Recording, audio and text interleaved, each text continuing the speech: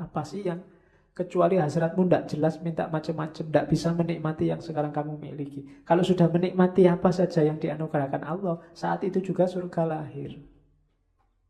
Biasanya orang itu fokus pada apa yang dia belum punya.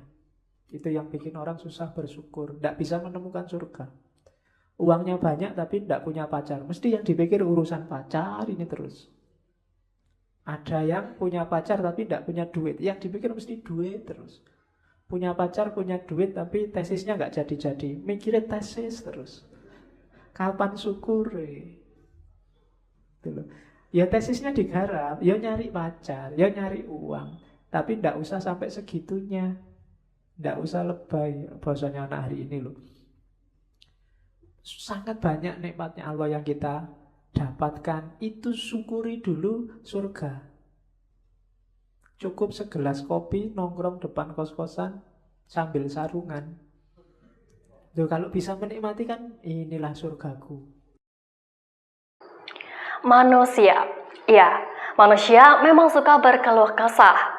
Apa aja dikeluhin sampai lupa kalau apa yang dia punya sekarang tuh padahal nikmat dari Allah. Kita emang selalu fokus sama hal yang nggak kita punya, makanya kita susah buat menikmati apa yang udah Allah kasih. Padahal dengan kita banyak bersyukur, kita bisa lebih menikmati apapun yang Allah berikan. Nah, untuk lebih lengkapnya, kali ini akan melanjutkan ngaji filsafat bersama Dr. Fahrudin Faiz dengan tema Syekh Siti Jenar, Salat, edisi religious service atau ibadah.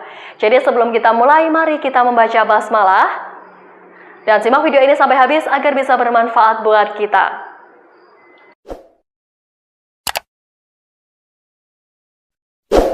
Surga dan neraka itu bukan tujuan. Katanya Siti Jenar, orang mukmin telah keliru karena mengerjakan sholat, jungkir balik, mengharapkan surga. Para ulama menyesatkan manusia dengan menipu mereka, jungkir balik 5 kali, pagi, siang, sore, malam, hanya untuk memohon imbalan surga. Orang seperti itu sungguh bodoh dan tak tahu diri.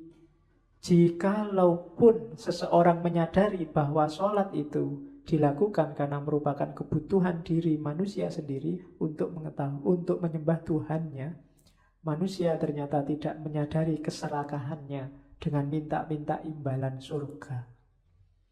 Orang-orang telah terbius oleh para ulama sehingga mereka suka berzikir dan disibukkan oleh kegiatan menghitung-hitung pahala tiap hari.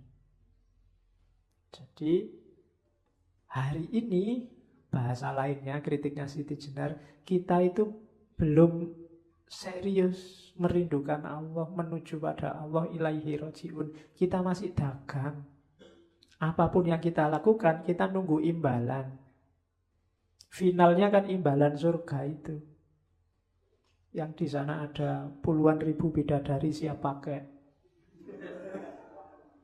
Loh ya kan, siap pakai, masih grace semua. Dan katanya selalu perawan. Saya tidak tahu kamu senang apa enggak kalau perawan terus-terusan. Katanya perawan itu susah, jadi tiap hari susah kamu nanti. Perawan terus. Oke, jadi itukah yang ada di kepalamu kan gitu. Tidak apa-apa Pak, saya sengsara. Besok di surga aku mau balas dendam. Lah, pikirannya masih surga. Allahnya lagi-lagi di luar radar. Ya bahasa lain ajarannya saya Siti Jenar itu, ya level-level dasar anak-anak kecil yang kalau mau sholat nanti tak kasih hadiah, itu level surga neraka. Kita yang sudah dewasa keimanannya masih itu. Masa masih mimpi surga dan neraka?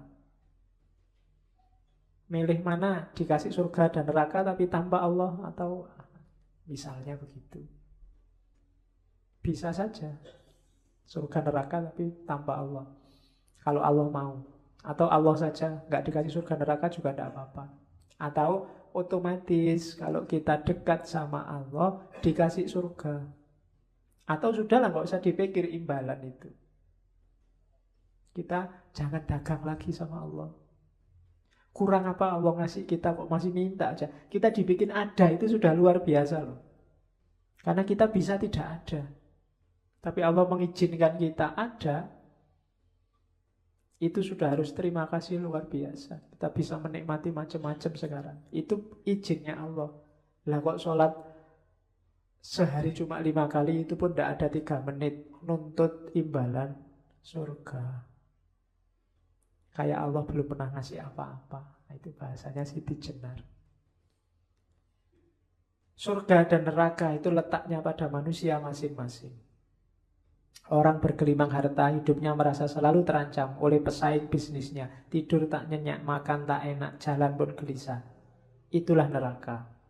Sebaliknya, seorang petani di lereng gunung terpencil, hasil bercocok tanam cukup untuk makan sekeluarga. Menempati rumah kecil yang tenang, tiap sore dapat duduk santai di halaman rumah sambil memandang hamparan sawah hijau. Hatinya sesejuk udaranya, tenang jiwanya, itulah surga. Kehidupan ini telah memberi manusia mana surga, mana neraka. Kalau memang nyari surga neraka, ngapain sih nunggu besok? Ayo dibikin surga kita sendiri, sudah bisa, sudah cukup. Semua fasilitas yang diberikan Allah pada kita hari ini, itu sudah bisa menciptakan suasana surga. Kecuali kita sendiri yang tidak bersyukur. Apa sih yang kamu kurang? Apa sih yang kecuali hasratmu tidak jelas, minta macam-macam, tidak bisa menikmati yang sekarang kamu miliki. Kalau sudah menikmati apa saja yang dianugerahkan Allah, saat itu juga surga lahir. Biasanya orang itu fokus pada apa yang dia belum punya. Itu yang bikin orang susah bersyukur, tidak bisa menemukan surga. Uangnya banyak tapi tidak punya pacar, mesti yang dipikir urusan pacar ini terus.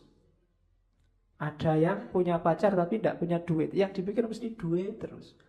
Punya pacar, punya duit, tapi tesisnya nggak jadi-jadi. Mikirin tesis terus. Kapan syukur? Ya tesisnya digarap, ya nyari pacar, ya nyari uang. Tapi nggak usah sampai segitunya. Nggak usah lebay. Bahasanya anak hari ini loh. Sangat banyak nikmatnya Allah yang kita dapatkan. Itu syukuri dulu surga.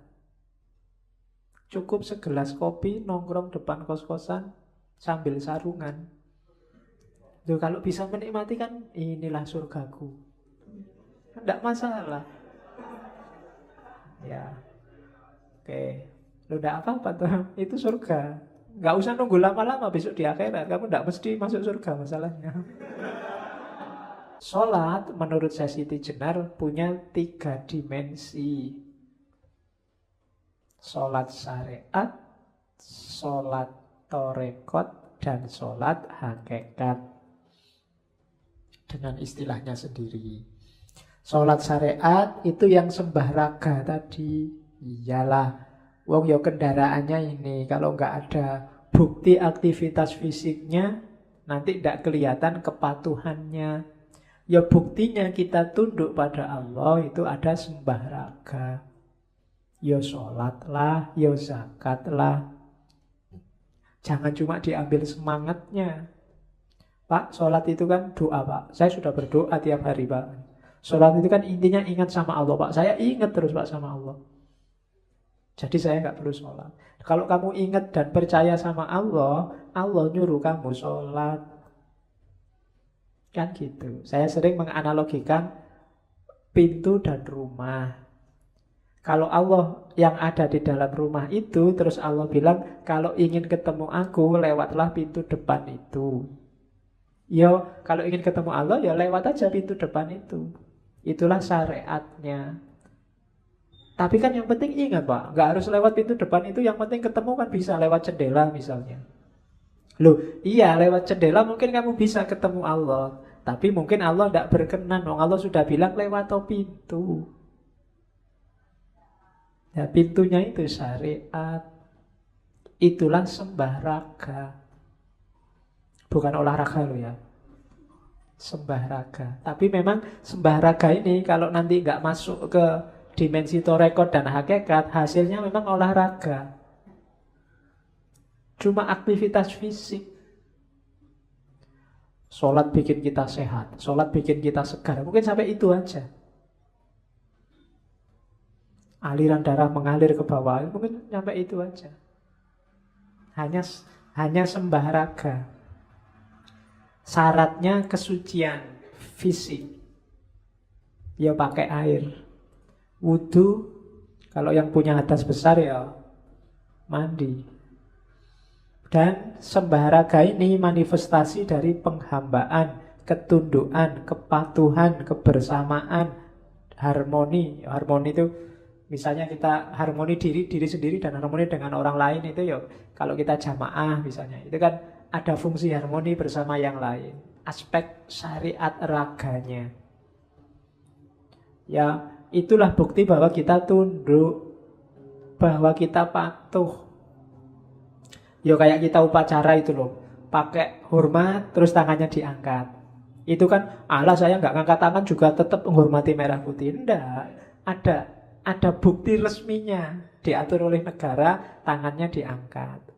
Nah, bukti resmi kita bahwa kita yakin Allah adalah Tuhan yang mengatur alam semesta dan kita percaya itu yang fisik. Kalau sholat ya sembah raganya. Nah, kenapa sih kok syariah saja tidak cukup? Ini kalimat yang sering disalahpahami orang. Dianggapnya Syekh Siti Jenar itu tidak sholat.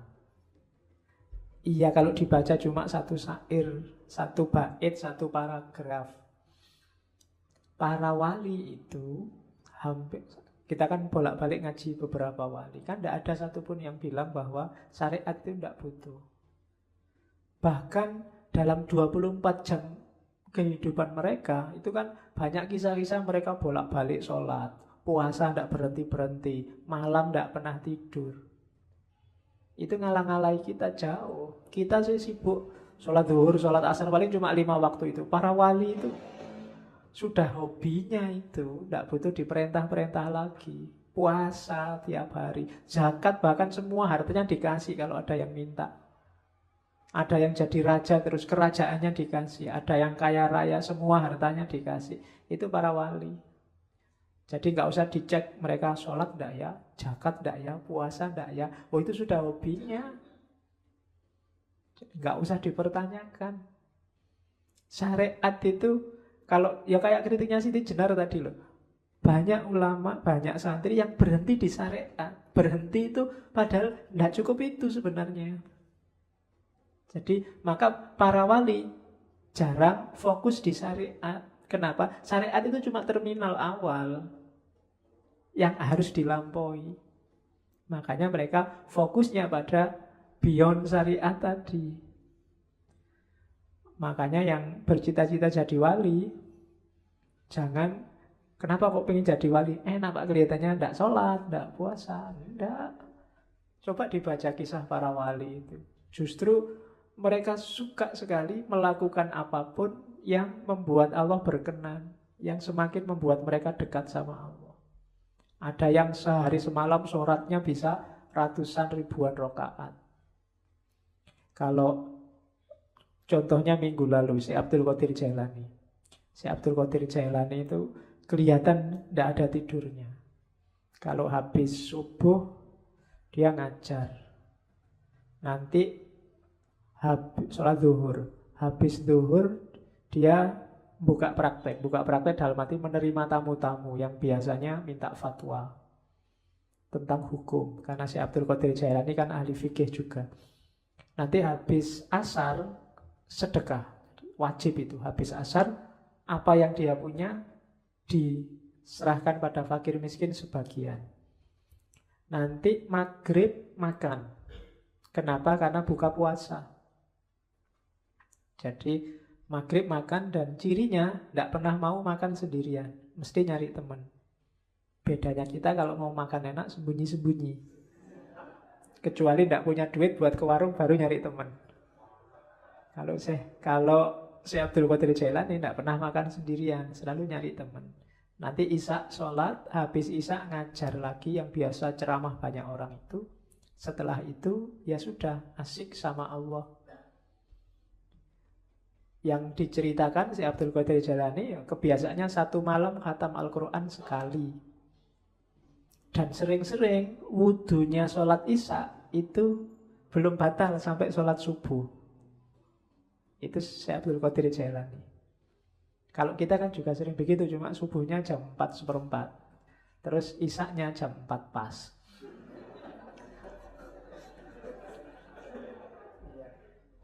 karena ketiduran. Oke. Nah, ini loh kritiknya Syekh Siti Jenar. Yang kesinggung jangan marah. Kan sekarang banyak orang marah-marah. Katanya Syekh Siti Jenar gini, syahadat, sholat, puasa itu sesuatu yang tidak diinginkan. Jadi tidak perlu. Ini kalimat ini trik. Siapa yang tidak menginginkan? Kita. Kita itu diperintahkan kelihatannya berat. Kalau ada bonus seneng. Ya kan? Ini boleh dijamak ya Pak, boleh dikosor, boleh, lumayan. Itu kan alamat masih beban luar biasa. Lagi enak-enak nongkrong, adzan. Aduh, lagi asik ngobrol, adzan. Ya kan, kayak beban luar biasa. Lagi asik, sebentar ya, sholat dulu ya. Pokoknya sholat itu kayak beban luar biasa. Nanti sholatnya di mana ya? Susah sekali. Selalu ribut dengan sholat. Itu menunjukkan sholatnya masih beban. Bukan kegembiraan. Jadi sholat diakui atau tidak, jangan-jangan tidak kita inginkan. Puasa kan juga begitu. Seandainya hari ini turun ayat Ramadan itu boleh puasa dan boleh nggak puasa, insya Allah kita tidak akan 30 hari puasa. Sesuatu yang tidak inginkan. Dan sesuatu yang tidak kita inginkan itu berarti kita tidak rela, tidak ikhlas. Jadi tidak perlu. Banyak loh ayat yang bunyinya begini. Kamin so'imin, berapa banyak orang puasa yang hanya dapat ju'wal atos. Dia nggak dapat apa-apa, cuma dapat lapar dan haus saja. Itu bahasanya Siti Jenar, jadi tidak perlu ngapain lapar-lapar nggak dapat apa-apa. Banyak yang sholat nggak dapat apa-apa, cuma dapat capeknya saja. Beberapa hadis ada yang bunyinya semacam itu. Itu sebenarnya senada dengan kalimat ini. Syahadat, sholat, puasa itu tidak diinginkan. Jadi tidak perlu, wong terpaksa semua. Mana ada nilai perbuatan yang terpaksa. Kejahatan pun kalau dipaksa kan tidak bisa dihukum orangnya. Kenapa kok kamu memperkosa? Saya diancam ya Pak, kalau nggak memperkosa, dibunuh saya. Nah, itu kan dia tidak bisa disalahkan, wong diancam. Terpaksa, ya terpaksa Pak, gimana lagi. Oke.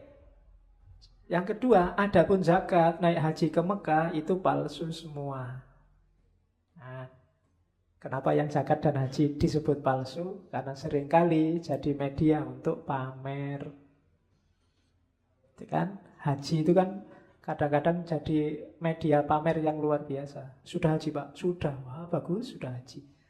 Ada hanya itu kan beda sudah. Di depan, ya kan? Siapa? Udah luar biasa. Makanya besok kalau punya anak kasih nama Haji dulu di depannya. Biar aman dia, sudah haji duluan. Zakat juga begitu. Ajang pamer, ajang. Makanya disebut wus palson kabeh, sudah palsu semua. Sudah palsu itu berarti dulunya nggak palsu, sekarang kita yang bikin dia kayak palsu. Sama, akhirnya nggak ada nilainya. Itu seluruhnya kedurjanaan budi, penipuan terhadap sesama manusia. Kenapa yang ditipu sesama manusia? Ya Allah tidak mungkin ketipu. Yang ketipu kan manusia. Wah, ini orang dermawan loh. Ini sudah haji, mesti karakternya baik. Oh, ini rajin ke masjid loh, mesti orang baik. Yang ketipu manusia. Dan orang yang menipu manusia itu durjana budinya. Akhlaknya rusak.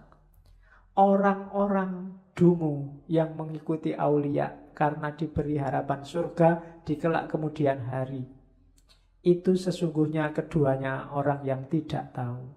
Kebanyakan orang-orang semacam ini ya tidak ngerti ilmunya, hanya ikut-ikutan. Sholat, zakat, puasa, haji, ya yang lain sholat ya sholat, yang lain zakat ya zakat, yang lain haji ya haji. Ilmunya tidak ngerti. Jadi ajang pamer pencitraan bahwa saya sudah religius loh, aku ini orang soleh loh, dan seterusnya. Palsu semua.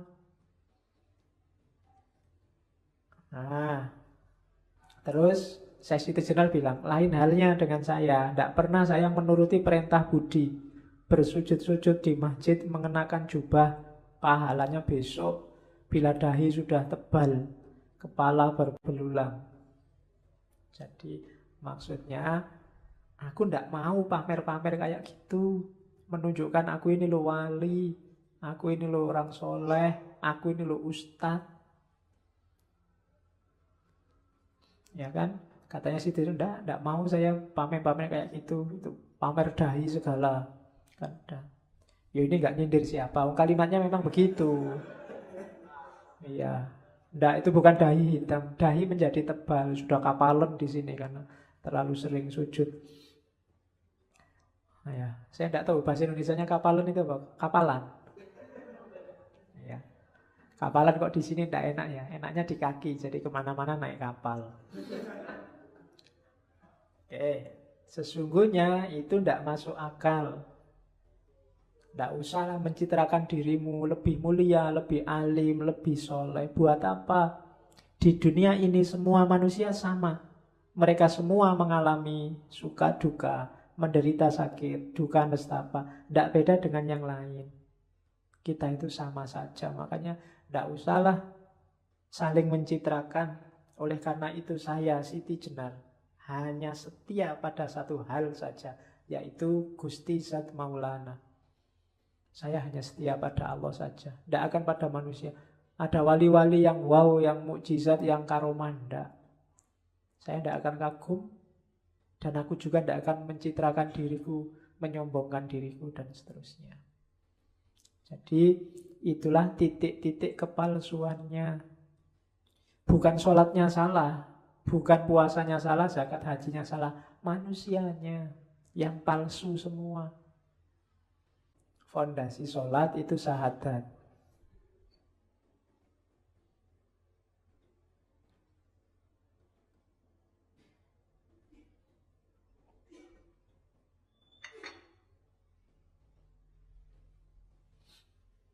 Oke ya.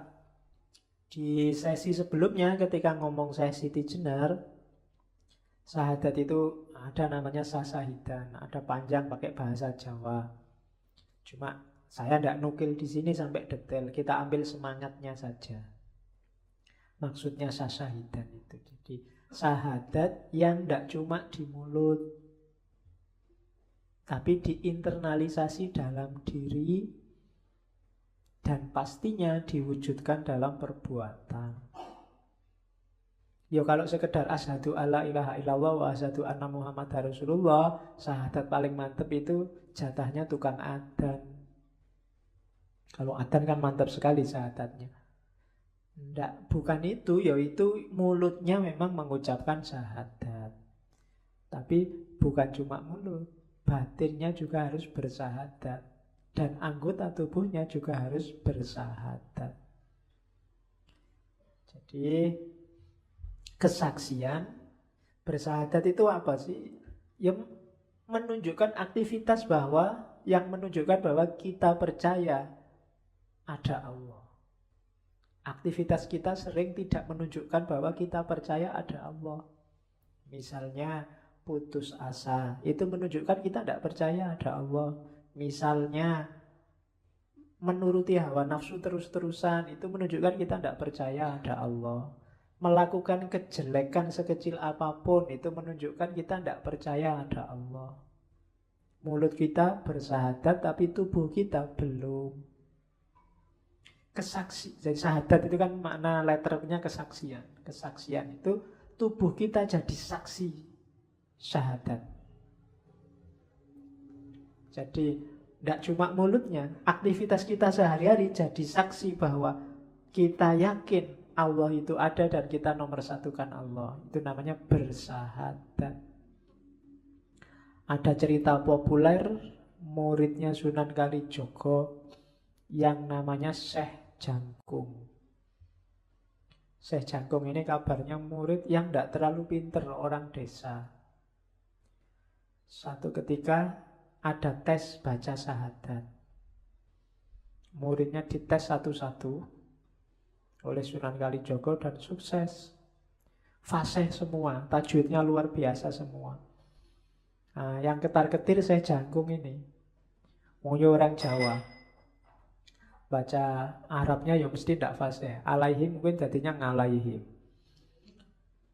Cuma begitu jatahnya dia baca syahadat, dia tidak mengucapkan syahadat, tapi naik ke pohon kelapa yang paling tinggi, terus menjatuhkan dirinya. Dan tidak tewas ternyata. Ketika semua orang merubung dia, wah, sampean kok gitu? Disuruh syahadat aja tidak stres, tidak bunuh diri. Ya, jawabannya si jagung, loh ya ini syahadatku. Menunjukkan bahwa aku yakin 100% Allah itu ada. Segalanya diatur dan ditentukan oleh Allah. Kalau belum waktunya mati, ya tidak mati. Yakin aku 100%. Dan tidak mati. Ada yang berani nyoba? Tidak, mau disalah kayak gini nanti. Ini gara-gara ngaji filsafat ini. Nah itu contohnya. Ya tidak harus sevulgar itu. Tapi usahakan aktivitasmu sehari-hari menunjukkan bahwa kita ini orang yang bertuhan, kita ini orang yang percaya pada Allah loh. Marah sampai segitunya, nah, itu menunjukkan nggak percaya kalau ada Allah. Itu kan semua juga skenarionya Allah. Termasuk gelas yang jatuh. Oke. Terus yo di samping anggota tubuh juga yang paling utama, karena anggota tubuh itu ada kendalinya, yaitu hati. Makanya ada istilah pembatinan syahadat. Pembatinan syahadat itu ya, itu kalau bahasanya di kalimat itu mengheningkan cipta. Bukan mengheningkan cipta yang upacara terus ada lagunya itu. Jadi mengosongkan hati dari kotoran-kotoran duniawi, konsentrasi hanya memasukkan Allah saja di situ. Kemudian menikmati keheningan bersama Allah. Oke, sehingga komandan yang namanya hati ini bisa mengomando anggota tubuh untuk menjalani laku syahadat, bukan hanya ngucap syahadat. Jadi sebelum sholat harus ini dulu. Tidak ada gunanya sholat orang yang belum syahadat, belum yakin bahwa hidup ini satu-satunya yang layak disembah hanya Allah.